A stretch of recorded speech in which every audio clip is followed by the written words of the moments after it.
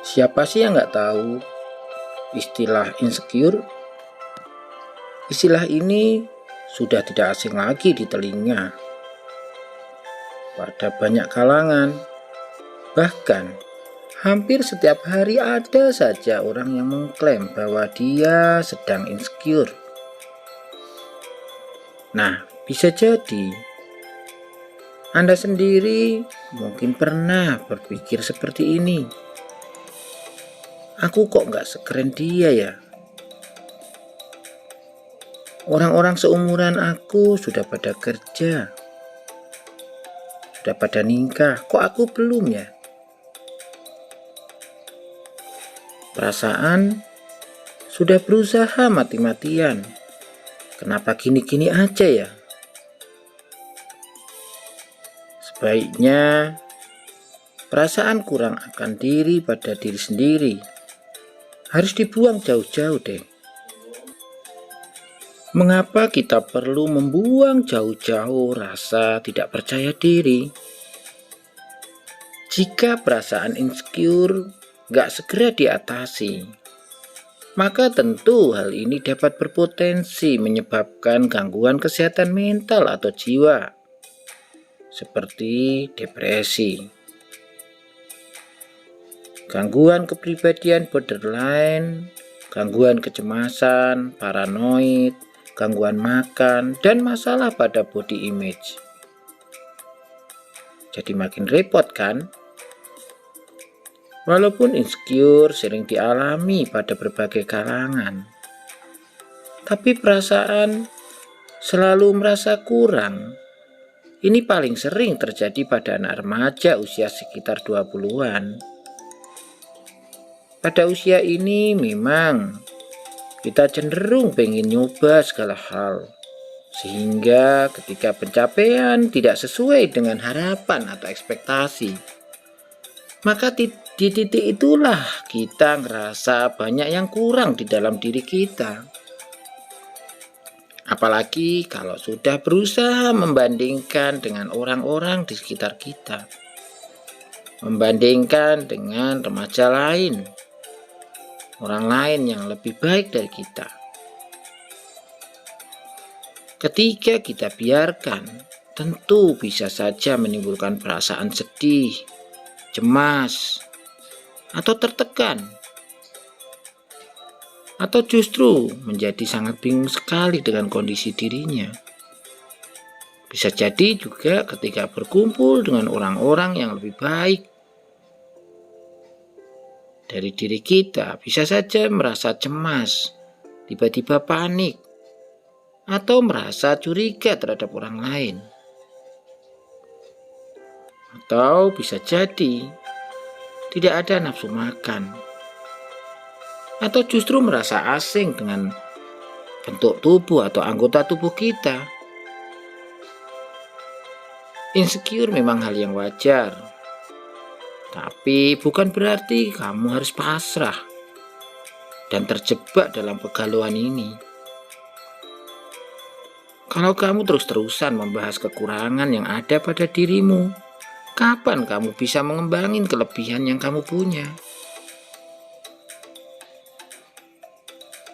Tentu, ketika terlalu sering memikirkan kekurangan-kekurangan dari diri kita, sepertinya kita tidak memberikan kesempatan bagi diri kita untuk mengembangkan kelebihan kita. Paling enggak sekedar ingin tahu bahwa diri kita ini mempunyai kelebihan, mempunyai kebaikan, mempunyai hal-hal yang bisa membuat kita bangga.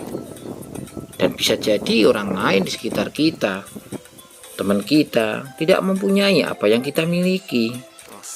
Dan bisa jadi mereka berharap justru memiliki apa yang kita punya. Menurut Abraham Maslow, insecure merupakan suatu keadaan di mana seseorang merasa gak aman, menganggap dunia sebagai sebuah hutan yang mengancam, dan kebanyakan manusia berbahaya dan egois. tentu mereka akan berusaha untuk mendapatkan kembali perasaan secure atau aman dengan berbagai cara.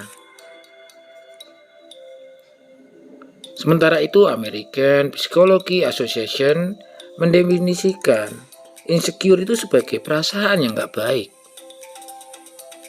seperti kurangnya rasa percaya diri dan ketidakmampuan untuk menghadapi suatu masalah. Kurangnya percaya diri dapat berdampak pada produktivitas. Contohnya, kalau kamu kepingin berkembang dan belajar skill baru atau keterampilan baru, misalnya seperti public speaking, kamu bukan cuma harus terbiasa melakukan research, tapi juga harus ngebangun rasa percaya diri. Kalau terus-terusan ngerasa kurang, kamu bakal ragu dan gak berani untuk melangkah demi untuk maju. Ya, hasilnya kamu bisa stuck di situ saja. Dan tentu berujung nyalahin diri sendiri karena merasa kurang. Alangkah jauh lebih baik jika kita mulai berpikir, tidak ada gunanya kita membanding-bandingkan dengan orang lain. Tidak ada gunanya kita memandang kebaikan atau kelebihan orang lain tanpa mengenali kebaikan atau kelebihan dari diri kita sendiri. Karena pada dasarnya, orang yang cenderung merasa aman adalah orang yang memang tahu kelebihan, tahu kekuatan, tahu hal positif yang dialami. Inilah yang akan membentuk rasa percaya diri. Tentu ketika bersama dengan orang lain. Ketika kita sudah mulai memikirkan hal buruk yang kita miliki, kekurangan yang kita miliki, akan menutup kelebihan yang kita tahu. Apalagi kalau kita terlalu sibuk memikirkan kekurangan kita atau terlalu sibuk membandingkan dengan orang lain. Tentu ini akan membuat perasaan menjadi tidak nyaman, tidak aman. Nah, dampak yang paling parah adalah mungkin kita sudah mulai akan membatasi diri, menyendiri, tidak mau melakukan aktivitas sosial bersama yang lain.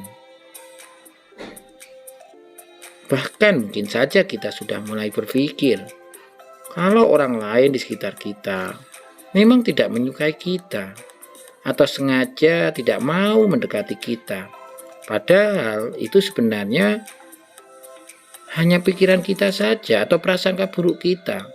Hasil dari kita selalu memikirkan hal-hal negatif tentang diri, memikirkan kekurangan kita.